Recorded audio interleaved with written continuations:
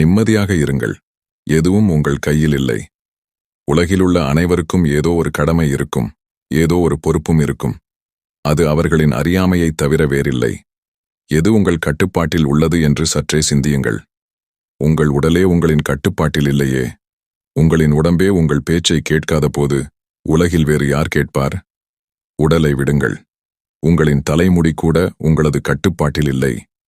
முடி நரைப்பதும் உதிர்வதும் வழுக்கை விழுவதும் யாருக்குத்தான் பிடிக்கும்? முடி நரைப்பதையோ உதிர்வதையோ உங்களால் தடுக்க முடியவில்லையே. உங்கள் உடலுக்குள் என்ன நடக்கிறது என்று தெரியுமா உங்களுக்கு? தெரியாது.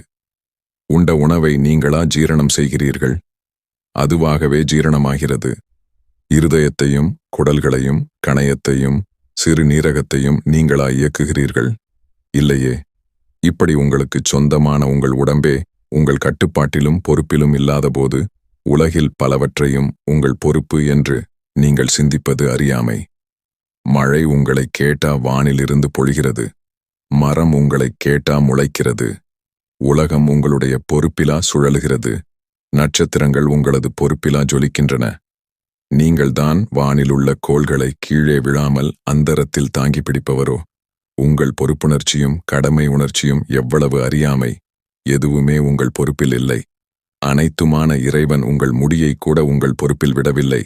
அனைத்துமே அவன் கட்டுப்பாட்டில்தான் உள்ளது. எந்த சக்தி உங்களையும் சேர்த்து அனைத்தையும் இயக்குகிறதோ அது அனைத்தையுமே பார்த்துக்கொள்ளும்.